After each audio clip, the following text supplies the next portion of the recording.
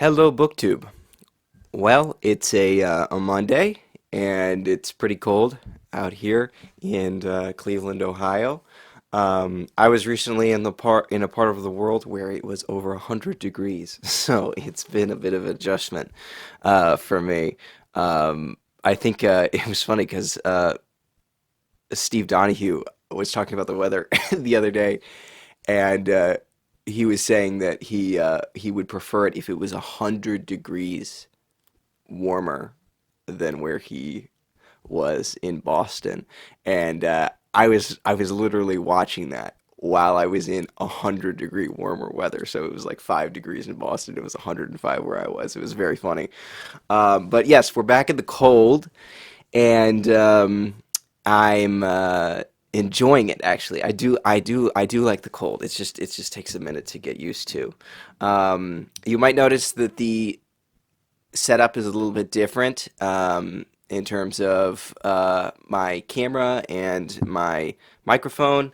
We're just trying different things out, seeing what I'm comfortable with, seeing what I can do on a consistent basis. I just had a couple of things laying around, a point and shoot, a microphone. I thought I'd give it a shot and see how this goes in terms of the workflow, in terms of the quality and things like that. Again, my most important thing when I'm making videos isn't making the best looking videos. It's being able to join the BookTube community and upload consistently, which I unfortunately wasn't able to upload yesterday. But it was just too crazy of a day. But I'm still I'm happy to be sitting down again and making a video today. So, as a reminder, I have my email in the description. I've been giving away my books in a book in every single video. So far, a couple of people have reached out, which is great. I encourage you to do so if you want any of the books that I have on offer, or you just want to reach out for any reason whatsoever. You're welcome to do so. We have Marilyn Robinson, Gilead on offer. Zeno's Conscience is still on offer. And then today, I thought I would offer up the inevitable BookTube book, Donna Tartt's Secret History. So if you have not read Donna Tartt's Secret History, but you wanted to read it, now's your chance. You can email me and I'll definitely send it over to you. So for sure.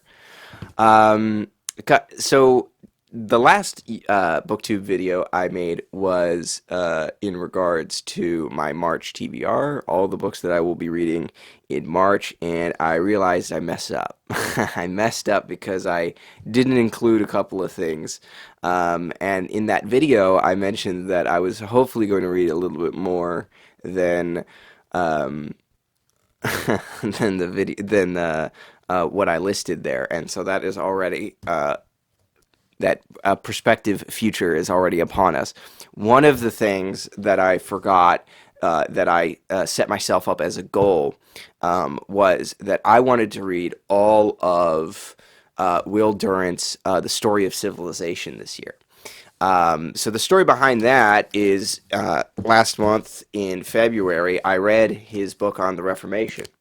And I read it because I've read a couple of books on the Reformation, and I wanted to start the story of civilization in a period of history that I was comfortable with reading so that I could just compare it with what I had read before and by other authors on the same subject. And sure enough, as I was reading it, it became pretty clear to me almost immediately that this is just as good as everybody says it is, and that this series is worth reading. So that was in February, and there's 11 volumes in the series. So I was like, well, this is kind of perfect. If I read a volume a month, by December, I will have the whole series read. So that's what I'm doing, and I forgot that I was doing that. So March, in addition to what I listed in my previous video, will also include the next book in the series, which is, I believe, The Coming of the Age of Reason, it's called. I do have a copy of that. It's on my bookshelf. That is the only other copy from the series that I have. I'm really trying to stick with a uniform. I love... Ooh, did I bump the microphone? Sorry. um, I really love these editions, not because they're the most beautiful things in the world, because they aren't, but they're actually printed super nicely. These are printed very well, and they're actually pretty comfortable to read from. So I don't know if I'm going to be able to source physical copies for most of them. I have this one, and I have the next in the series, and we'll see. But I imagine that I'm going to be turning to an electronic copy for a lot of them. Because I think my library has electronic copies available through Libby, and I think I'm going to check those out. So if I can't find any physical copies in my local bookstore. So that's added to the pile of my March TBR. And then also, I forgot that March, in addition to the innumerable book clubs and book events that are going on in March, there's also March Mystery Madness, which I forgot about. But March Mystery Madness is a booktube event where you read a murder mystery in the month of March, and I think it's meant to, encourage people to read murder mysteries, especially if they're not used to doing that, and I definitely fall into that category. I really don't think I've ever read a legitimate, you know, true blue murder mystery. I think the closest thing I ever got was Umberto Eco in The Name of the Rose, which it certainly doesn't count. So I really wanted to participate in this, and I will be going in the next couple of days to my used bookstore near me and trying to, look through the stacks of the murder mysteries that are there, and I want to pick one out and read it for this month. It'll be short, though. I think that's the two stipulations, is that one, it's a true blue murder mystery, and two, it's short. But I will add that to the file for this month, and I will definitely let you know what that is when I go to the bookstore to pick it out. So that's it, I hope, for my March TBR. I wanted to take the opportunity today to go back, look over my shoulder at February, the books I read in February, and talk about them, because obviously that predates my my BookTube channel. And so, as far as books like this are concerned, I really enjoyed it, and so I really wanted to put out there that I did enjoy it, because it was one of those things where, this is a massive series, and not only is the Story of Civilization a massive series in the sense that there are 11 volumes, but each volume itself is huge. This thing clocks in at like 1,000 pages. It's an absolute brick. And it's not even the longest one in the series. There are plenty, like the one, I think the one on the Middle Ages is the largest, and that thing is just an absolute bus of a book. So, it's intimidating in a lot of ways, because it's not just the fact that this is a large series with 11 volumes in it. It's that each volume is quite big and demanding. So, and yet I have a sneaking suspicion that it's absolutely going to be worth it, because I enjoyed this volume so much. A lot of people point out that they really enjoy the writing.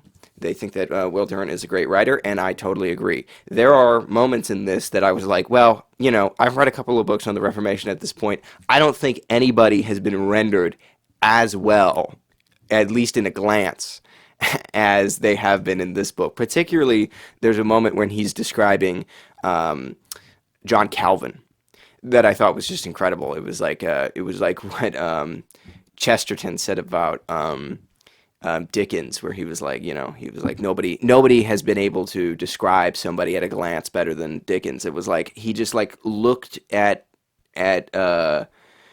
Calvin and was able to sum him up perfectly in a sentence or two, which I think was great.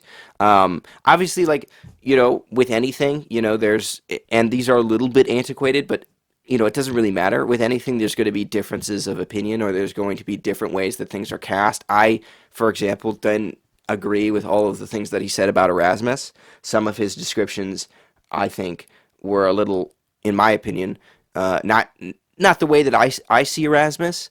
But at the same time, he has a fantastic moment where he's talking about um, uh, the Holderlin is, I think, how you pronounce his name.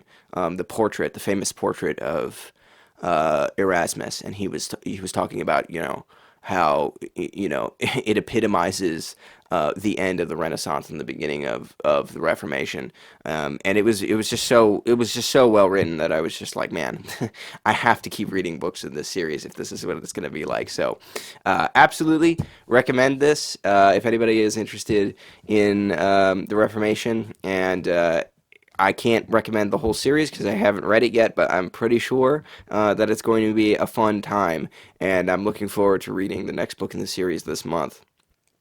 The next book I read, or I'm not going chronologically in terms of when I read them in the month, but the next book I have on the stack here is that Erasmus biography. I already made a video about it. I don't think it's very good, but you can check out that video. It's a I think I called it like Book of the Day, Erasmus of Rotterdam.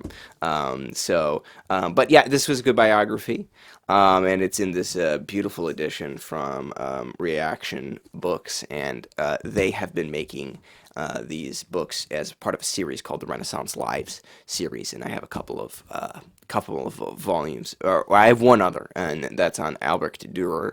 But I will be getting more because they're beautiful, and I really like what they're doing with writing biographies of famous lives of people in the Renaissance. So that's really cool.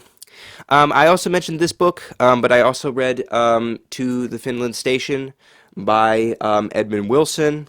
I thought it was pretty good. I think I mentioned that I don't really see myself going back to at least the first third of this book. But everything about Karl Marx going forward to Lenin, I thought was great. Definitely, there are some things that didn't age very well, famously, in terms of his portrait of Lenin. But I think that overall it's a helpful book for those of us who are really interested in Russian Soviet history. It's a good time capsule of a book to kind of get your mind around a particular perspective and a particular way of viewing the Soviet Union that has kind of fallen by the wayside, but is nevertheless interesting to look at, and interesting to read about. And I definitely respect a lot of things in this book. I haven't read anything else by Edmund Wilson. I would love a copy of that tiny little hardcover. I think it's small. I think it's like somehow not a normal book size, but it's a little black hardcover of patriotic gore. If I ever found that, I would absolutely snatch it up. I'm not very interested in Edmund Wilson's fiction, but his nonfiction I think is interesting. Axel's Castle is another one that I want to read. So I had a pretty decent time with this book, and I think when I get an opportunity, I will definitely continue to read Edmund Wilson if I find a copy of Patriotic Gore or Axel's Castle or something like that in the near future. I also read this, and this is a highlight of the month. This is Extraordinary Popular Delusions and the Madness of Crowds by Charles Mackay. In this wonderful Barnes& and Noble books edition. I think I love these. I love these when I see this the Barnes and Noble publisher on the side. I just love them. I don't have many, but when I find one, I'm like, oh gosh, I have to snatch that up. And it's got this great sort of woodcut on the front here, and then a bubble card on the back. Which, if you don't know what a bubble card is, there is a part of this book. The first couple chapters of this book are dedicated to economic bubbles, which is one of them, the most famous one being the tulip mania, and I was surprised. No, I wasn't really surprised, but I was. It was. My suspicions were confirmed that most of the accounts of Tulip Mania, I believe, come from this book. I think that most of when people refer to Tulip Mania, particularly there's a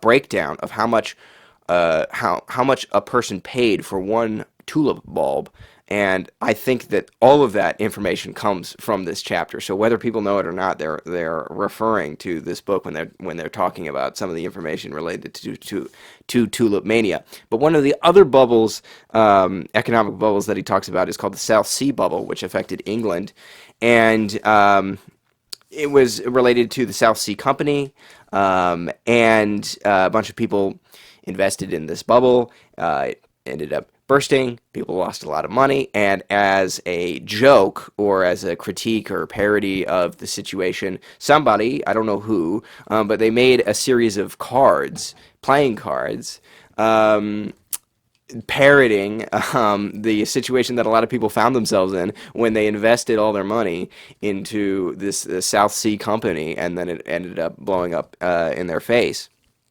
And so this is one of those bubble cards on the back, and I was actually able, very funny, I was able to find a facsimile online, and I was able to get my own pack of bubble cards, which these are so fun. They're so fun to read from. I don't know if you could see them, but it's got like a little cartoon, like a little comic on each panel, and yes, they are playing cards. This is the Jack of Diamonds here, and but it's very funny. There's speech bubbles and little cartoons on each one about people in various states of distress because they've lost all their money on on this, speculation about the South Sea bubble. So the book itself was great, and it's a little lopsided. Some of the chapters in here are extremely long, and then other chapters are extremely short, which is fine because I think that Charles McKay is just writing on a topic until he feels like he's gotten to the end of it, and then he moves on. So it is a little bit jarring when like the section on the Crusades is massive, and then there's sections on, you know, what are some of the what are there's a Witch Mania, which is quite big, Haunted Houses, which is quite short, and then at the end of the book, uh, there's a there's a very short chapter on duels, and so relics, holy relics. Yes, that's an also. I think that's the one that ends the book. That's a short chapter as well. So it's a little lopsided, a little bit of a strange reading experience, but overall it's extremely enjoyable, and I would definitely recommend it. And I would recommend it in this edition if you can find it. This is great. Okay, so this is, don't judge me. I read this book, Rene Girard's Violence and the Sacred. I don't like reading philosophy, and particularly anthropology is not my cup of tea in terms of reading. I read this because, for a variety of personal reasons, I did encounter Rene Girard's idea of mimetic violence, and I was thinking about it, and it kind of just like it was just kind of a splinter in my brain. This idea of mimetic uh, mimetic desire. Sorry, he calls it reciprocal violence in the book. And it was just kind of a splinter in my brain. I was like, man, that is really an interesting idea, and I wanted to explore it more. So I thought, you know what, I'll buy the book and I'll read it. And it was exactly what I thought it was. It was very dry, and it was not my favorite thing to read at all. I mentioned, I think, in my first video about starting my BookTube channel that I like nonfiction a lot because I can participate in what I'm reading. I can evaluate it in some sense. I can compare it to other things that I've read. I can just be literate with what I'm reading, and or have a conversation with what I'm reading more than I feel like I can with fiction. And that's part of the problem, I think, with anthropology, because with anthropology, I can't do that. If you tell me that there are tribes in Africa that practice ritual incest in order to elect their monarch or ruler or whatever, the leader of the tribe is elected through some sort of ritual incest. I don't know what to do with that information. Are you exaggerating? Are you blowing things out of proportion? Are you it's impossible for me to really compare and contrast that with anything unless I engaged in a mountain of literature that is like outdated and antiquated and nobody really cares about it anymore.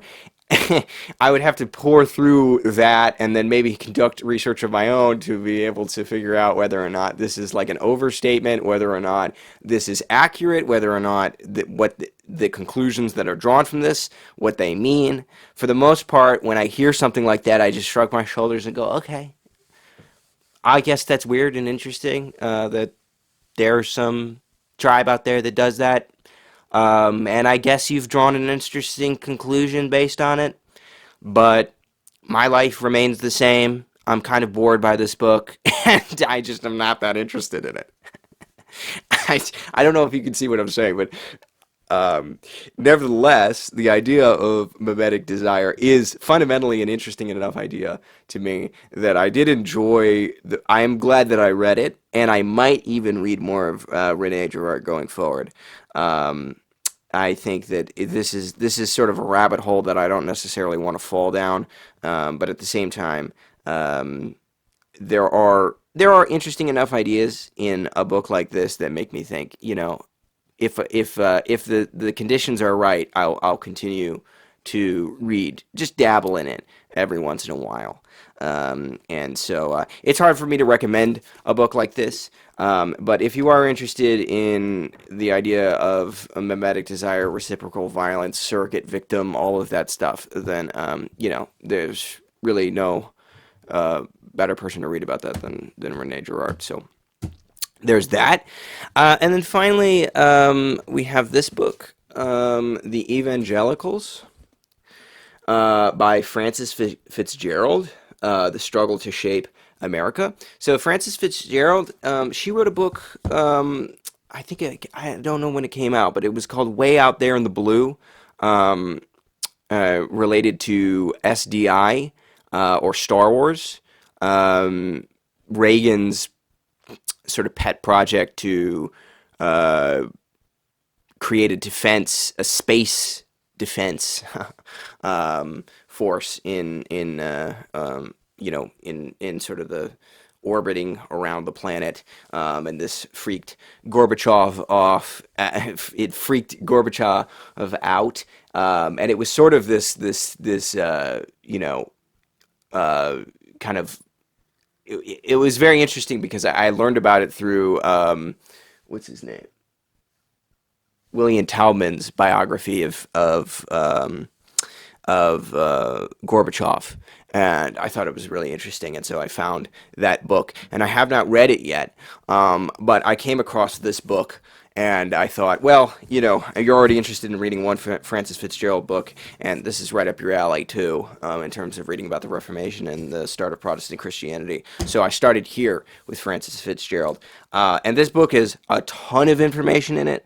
It's very important to recognize that this is a political history. So this is very much related to how evangelical Christianity has related to American politics throughout the years. So it's not about like theology or anything like that. It's about the political effect that evangelicals in the United States have had on the politics of the United States, which I enjoyed. However, I have read political histories like this before, and I find them dry. When Frances Fitzgerald, there are very few moments, but sometimes she'll introduce herself into the book, where she'll talk about her, like very briefly, she'll mention like a little bit of, she'll use the first person and say, I was here or I was there, very sparingly. But whenever that happened, I loved it. But for the most part, it is very, objective, very sort of like bird's eye view of how evangelicals have affected the politics of the United States. You will inevitably learn a lot, I think. But at the same time, it was just a little bit of a slog for me to read at certain points because I'm not that interested in some of the nitty gritty of the sort of political aspects of this book. But I think Francis Fitzgerald is a great writer, and I think this is an important book to read. I think that given the current state of politics in the United States, it does throw a lot of things into perspective, and I value it for that. So. Anytime I find Way Out There in the Blue at a used bookstore, I will definitely snag it. So I'm looking forward to reading more Francis Fitzgerald in the future. And I do recommend this, absolutely, if you are interested at all in evangelical Christians in the United States and how they're affecting our politics, and how they have affected our politics throughout the course of our history here in the United States. So. Definitely an interesting book. And that kind of wraps up this video. Thank you so much for watching. As a reminder, we've got 3 books on offer. One of them being Donna Tartt's Secret History. The other one's His Conscience, and the other one's Marilyn Robinson's Gilead. So feel free to reach out to me if you're interested in any of those. Thank you so much for sticking with me. I will continue to try and improve my videos and make them more watchable and entertaining. Just because I enjoy it, and I have already gotten so many great comments through my email, so feel free to reach out for any reason. Thank you so much, BookTube. Thanks. Bye.